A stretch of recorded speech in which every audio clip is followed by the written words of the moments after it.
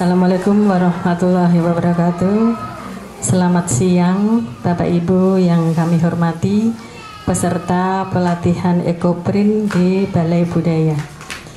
Ekoprint ini saya mulai tertarik 2017, kemudian saya berguru sampai ke mana-mana.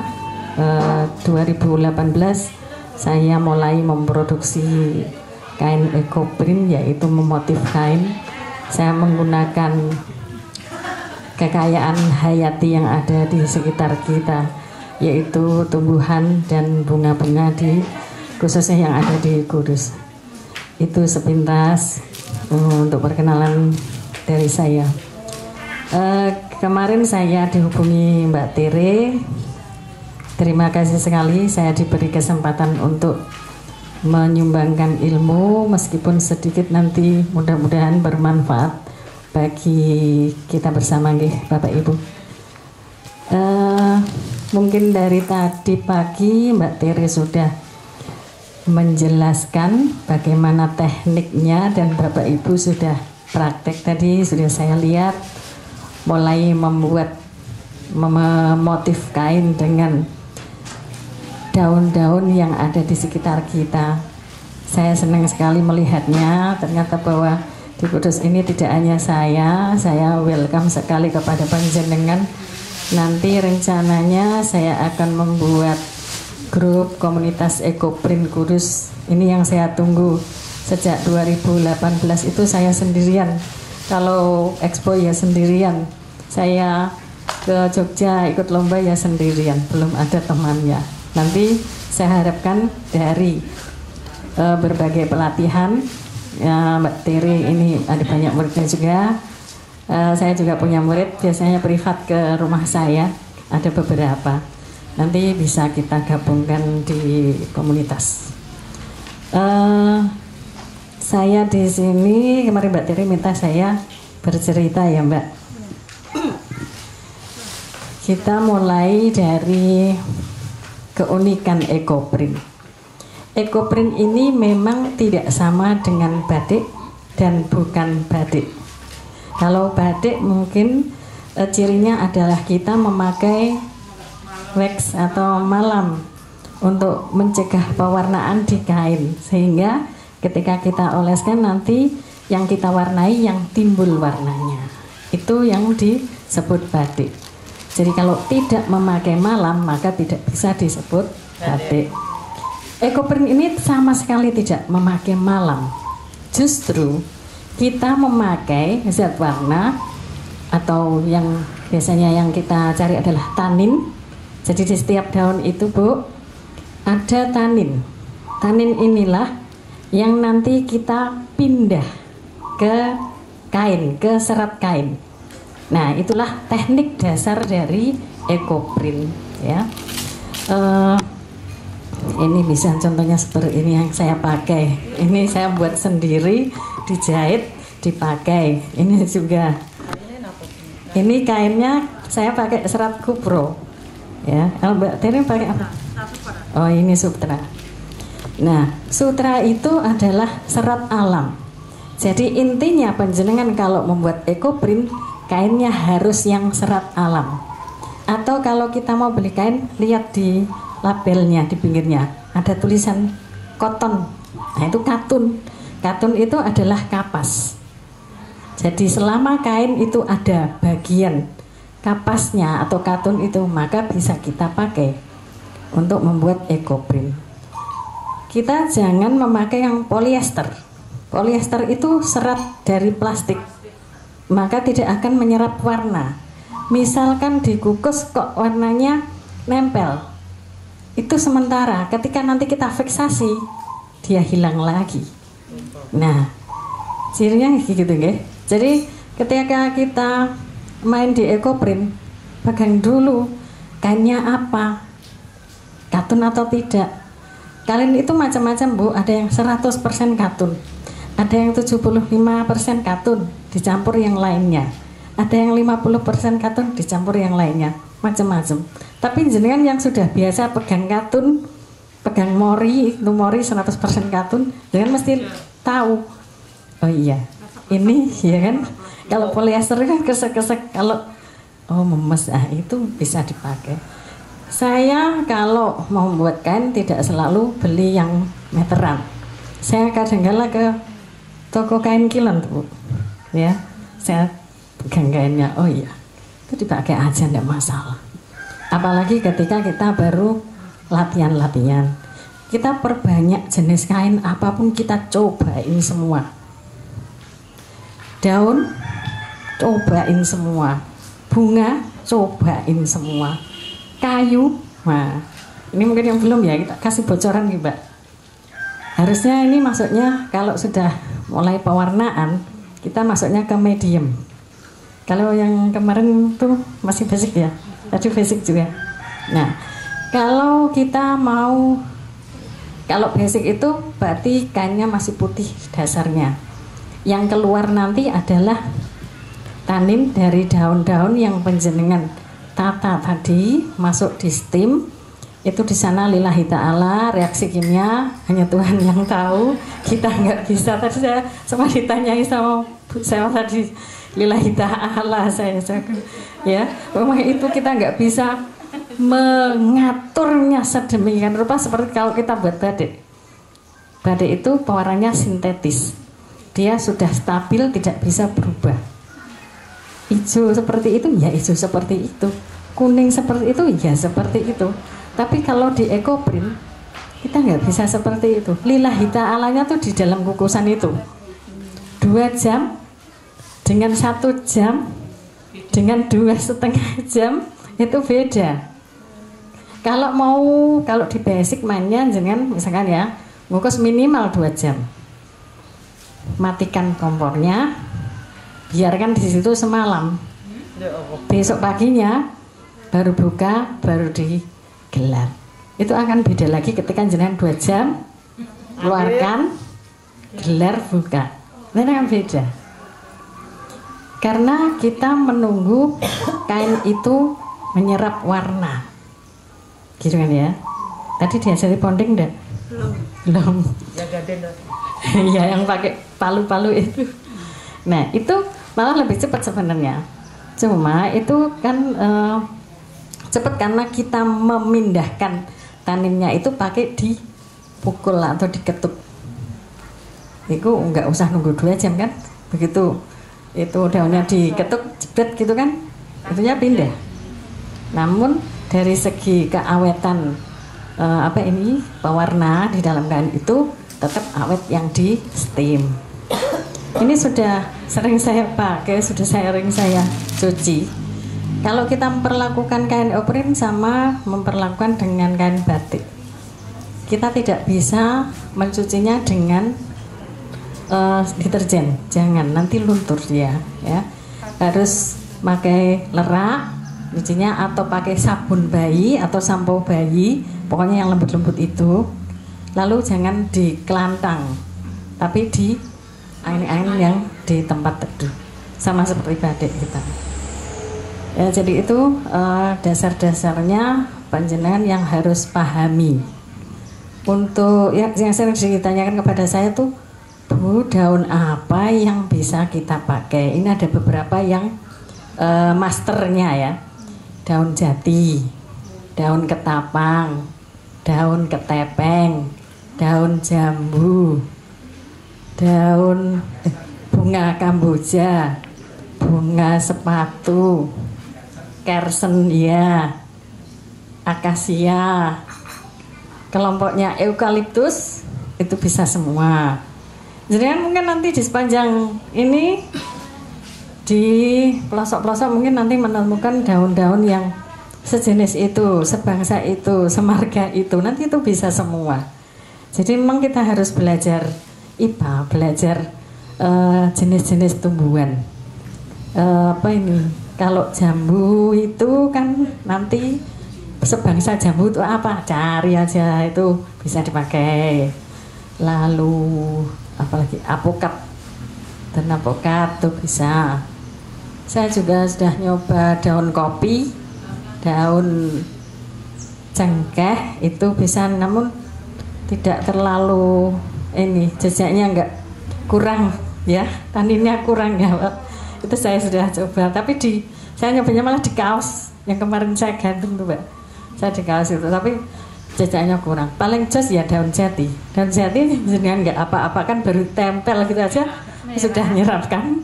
Ya itu, yang paling jos itu masternya daun jati. Dan alhamdulillah di tempat kita nih di Kudus banyak sekali daun jati. Di pinggir-pinggir jalan ada. Apa ini? Ya itu kita manfaatkan. Mungkin panjenengan nanti juga bisa ini daun-daun penghijauan seperti itu dicoba nih semuanya itu harusnya ya. Kira-kira itu. Apalagi yang mungkin panjenengan mau tanyakan kepada saya, monggo.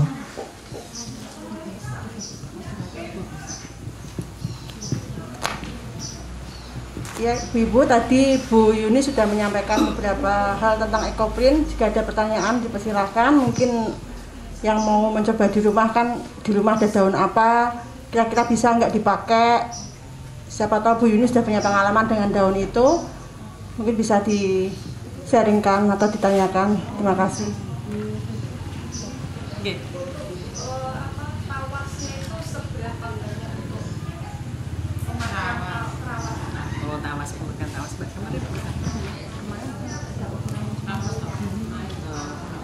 Tawas itu saya kadangkala tidak selalu ngukur.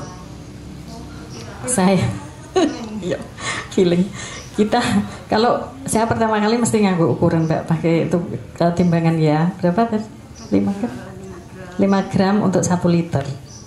Kadangkala saya kalau buat tuh kayaknya banyak sekali sisan wes gitu. Jadi ya cakupan Mbak kira-kira kita gini. Nah itu kadangkala saya gitu. Intinya begini, tawas itu kan menyiapkan kain supaya kain ini nanti bisa menyerap warna dengan maksimal. Saya gitu prinsipnya. Jadi kita lihat kalau mau pakai takaran ya itu tadi 5 gram untuk 1 liter. Kalau jenengan kok masih apa ini ya ditambahi sedikit, dilebihkan, karena kadangkala ketika kita mencairkan butiran itu tidak semuanya terlarut. Berarti kadang-kala ada yang di bawah itu, gitu kan. Itu kemarin tawasnya air panas atau direbus? Air panas. Oh ya. Air panas itu gunanya untuk cepat melarutkan butiran tawasnya. Juga menyiapkan kain supaya serat-seratnya terbuka sehingga tawasnya itu diserap oleh serat kain. Jadi itu memang pewarnaan ini, pemotifan kain itu hal pertama yang menentukan adalah di mordan. Mordannya itu menyiapkan kain. Karena kalau kain tidak disiapkan dengan mordan, ya bisa sih menyerap warna, cuma tidak banyak. Nah, kita memakai mordan itu menyiapkan kain semaksimal mungkin sehingga ketika ada daun atau tanin yang siap diserap itu bisa maksimal semuanya. Saya kira itu. Ini tadi Bu Yuni bilang soal mordan ya, Bu-ibu ya. Tadi kain yang sudah saya bagikan itu sudah dimordan dulu sebelum saya bawa ke sini. Sehingga proses mordannya sudah di awal seperti itu. Ya.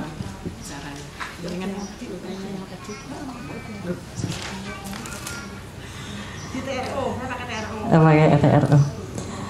Jadi kain itu kalau saya kain dari pabrik itu kan biasanya di coating, saya di coating supaya licin, nggak kelihatan jerawat-jerawatnya itu di coating dia. Nah, untuk menyiapkan kain ini maka kita harus rebus dulu, kita menghilangkan coatingnya. Menghilangkan coating itu satu dengan mencuci. Kalau ini pakai TRO, di batik pakai TRO juga ya? Ya sama. Nah, mana barangnya mau? Berapa? Butiran putih, ya butiran putih. Ya, TRO itu sabun lunak, istilahnya sabun lunak. TRO itu singkatan apa ya? Aku ya ora tahu. Nanti carilah di Google ada. Saya intinya itu sabun lunak untuk menghilangkan coating, ya, menghilangkan coating. Setelah dicuci itu jangan, kalau bisa jangan kucek tangan langsung, kucek gitu. Setelah itu dibilas 3 kali, hilang kan coatingnya. Nah baru persiapan mordan dengan tawas itu tadi. Kalau saya tawas itu saya menjerang air, tawas saya masukkan, kainnya saya masukkan, saya rebus. Kalau saya ada juga yang memang pakai air panas direndam, monggo itu nanti jenengan bisa explore sendiri enak piye, karena setiap kain tuh beda-beda. Nanti jenengan setelah pengalaman itu kan, oh nek aku kain iki, aku kudune iki itu pengalaman pribadi dan itu menjadi kekayaannya jenengan. Pengalaman itu memang ya, pengalaman yang paling baik adalah ketika jenengan mencoba melakukan sendiri, menemukan sendiri formulanya untuk panjenengan. Nah, kalau saya kan bercerita berdasarkan apa yang saya lakukan, kan gitu. Mungkin nanti di jenengan menemukan apa lagi, tidak apa-apa.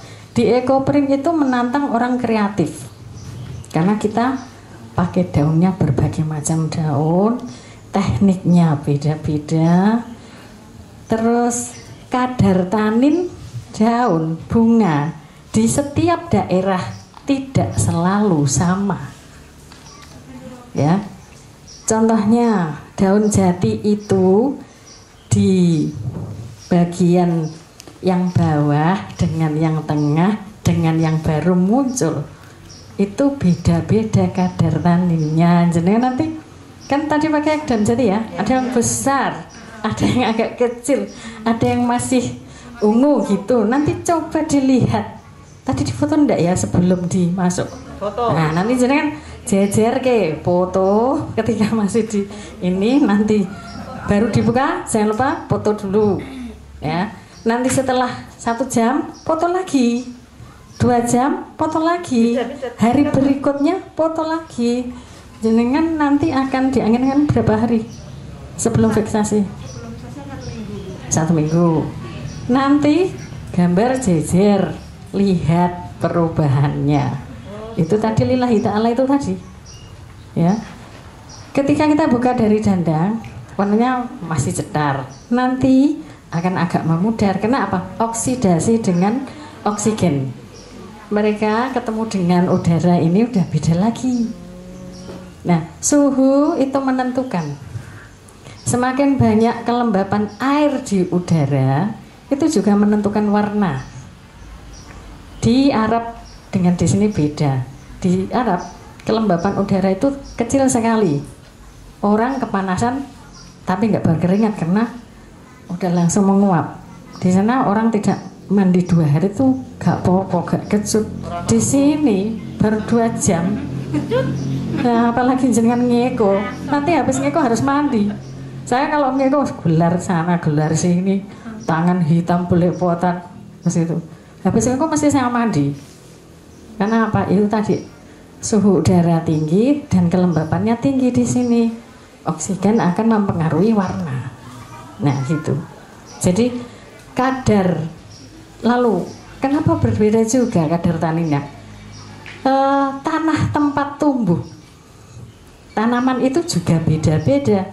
Di tanah yang lereng gunung, tanah merah akan berbeda dengan tanah hitam, dengan tanah coklat, tanah berpasir. Nutrisinya beda sehingga kadar taninnya beda. Iya, unsur haranya. Dalam satu tanaman saja tadi saya bilang beda kan, nanti buktikan itu yang daun jati. Ya. Itu yang paling kelihatan daun jati. Kalau daun yang lainnya sama, cuma kan tidak begitu kelihatan. Kalau jati kan sangat nyata. Iya. Ini seperti yang saya pakai.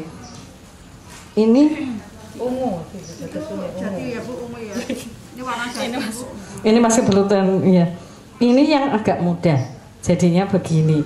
Ini dalam satu mekrok daun ya, ini dalam satu tangkai. Ini saya pakai jerit-jerit. Jadinya beda-beda, Bu. Ya. Dalam satu kain. Apalagi di kain yang berbeda, ya. Ya, kita akan beda lagi ketika kita bicara kalau kain yang kita pakai itu sutra. Sutra jenengan merem jadi. Template merem tinggal turu jadi. Ini menggunakan daun lanang. Daun lanang dan Iya. sirih. Daun lanang itu di sini mungkin masih jarang ya. Tapi itu juga jadi andalan ya. Daun lanang. Mungkin nanti bisa dikembangkan untuk kulaan biji terus ditanam. Nanti bisa. Kalau apa ini sutra itu kan full serat alam. Jadi dia memang maksimal sekali menyerap warna. Nah, seperti ini. Ini mesti yang lebih muda, paling pucuk. Ini di bawahnya. Ini kan kelihatan. Ini di bawahnya lagi. Saya tahu melihat perbedaannya ini. Ya. Satu daun tapi Ya, di pucuknya itu yang masih biru itu pasti jadinya begini. Nanti di bawahnya lagi, nah beda lagi. Bawahnya lagi, beda lagi. Iya, kalau jadi kita berburu yang num-num itu. Ya. Tapi untuk daun yang lain berbeda, kita tidak bisa memperlakukan seperti jati. Daun kuda itu yang malah nggak berjejak karena kurang tanin. Ya, beda lagi. Kalau daun kersen itu selalu jadi. Kersen tuh hampir sama dengan jati, selalu jadi berjejak bagus. Ya, mau yang pucuk mau yang itu sama saja. Eukaliptus itu daun minyak kayu putih yang dipakai untuk minyak kayu putih. Ya, itu juga berjejak. Itu kan sebangsanya ada akasia dan lain-lain itu dulur-dulure mau. Ya. Di sepanjang penghijauan ada. Bentar. Ini ada di tempat penghijauan, daun penghijauan. Ini biasanya disebut Euka pelangi karena memang pohonnya itu berwarna-warni. Ono biru, ono abang. Nah, itu di penghijauan ada. Saya pas kebetulan di daerah saya mau masuk ke kampung itu ada. Terus loh, kayak minyak putih. Nah, saya ambil jret, saya coba. Ternyata ini jejaknya seperti ini. Ya, jadi ketika kita main ekoprint, jenengan nanti akan bermata hijau. Angger ngerti godong kudu. Motor duitennya nanti kalau udah jualan motor duiten. Ya, ya. Jadi di sini kita memang sangat harus kreatif, Bu. Nanti penjenengan itu kan, oh ya ketemu iki. Daun apa saja, coba aja. Kadang-kala di daun-daun di semak-semak itu suket-suket sing kita kadang-kala nggak tahu namanya. Coba aja. Nanti berjejak bagus. Terutama yang sulur-sulur itu loh. Tadi saya lihat ada yang sulur-sulur di sini. Daun ketela bisa? Bisa. Ketela itu bagus kalau di ponding malah. Ganden. Iya. Ya. Intinya kita memang harus sering explore, kemudian kreatif, memadu padankan kain dengan daun, dengan apa tadi bentuk kan panjenengan membuat ekoprint itu harus melek desain ya, misalkan untuk pasmina desainnya kayak apa nanti. Untuk ini dalam satu kain itu kan jenengan harus ngerti pola. Mana nanti bagian kain ini yang jadi depan, ya kan? Mana yang jadi belakang, mana yang jadi lengan kalau pakai lengan kan gitu. Nanti sudah bisa jenengan kira-kira. Atau kalau jenengan mau main aman, dipola dulu, baru ditempel di eko. Itu juga bisa. Kan caranya kita macam-macam sih ya, nanti jangan itu kreatif sendiri nanti kalau ini. Terus cara pembuatannya seperti tadi Bu, misalnya kainnya kan lebar Bu, misalnya ada 2,5 meter misalnya pakai gamis ya Bu. Itu juga plastiknya panjang seperti itu, terus seperti tadi dikasih plastik. Iya, pakai tutup plastik nah tadi ya, itu. Terus ini lagi pesan saya, karena kita kan memang memakai tumbuhan, daun, kita jangan hanya ngambil aja, tapi kita juga harus mengembalikannya ke alam. Dengan cara apa? Kita nandur. Ojo panen terus tapi tak tahu nandur. Nanti kita kehilangan dan jenis itu akan punah kalau kita ambil terus. Jadi kita selalu menjaga keseimbangan lingkungan ya Bu. Ketika kita ngambil, maka kita juga harus memberi. Ya itu. Ya ini ada contohnya ya sudah. Kalau daun-daun yang memang taninnya sudah kuat seperti jati, ketapang, terus daun bodi, kemudian ada lagi ketepeng. Jangan tahu bedanya ketapang dan ketepeng selain tulisannya. Kalau ketapang ketapang juga ketapang itu ya. Ya, tadi paparan beberapa pengalaman Bu Yuni selaku pelaku ekoprint ya. Ini hasil ya Bu, sementara. Hasil dari tim ekoprint untuk daun yang bisa maksimal adalah jati ya. Benar Ika Bu ini. Hasil jati bagus sekali kalau seandainya jati semua juta. Ayo juta sudah ditawar Bu Teres 5 juta. Baik, sekarang kita coba lihat hasil untuk yang masa waktunya 2 jam ya. Inilah punya Ibu Thomas. Ini hasil karya Ibu Thomas ya teman-teman semua. Ini dari daun apa namanya? Daun jati sama daun apa ya tadi ya Bu ini ya Bu ya? Ini harus dicatat ini bagus hasilnya. Apa ya Bu? Yang ini namanya apa ya? Enggak tahu ini apa. Ini daun. Ini kalau tidak kalpataru, satunya tuh daun bodi. Kalpataru. Sepertinya ini kalpataru. Ya, kalau bodi seperti itu cuma ada zelandirnya kecil. Ya.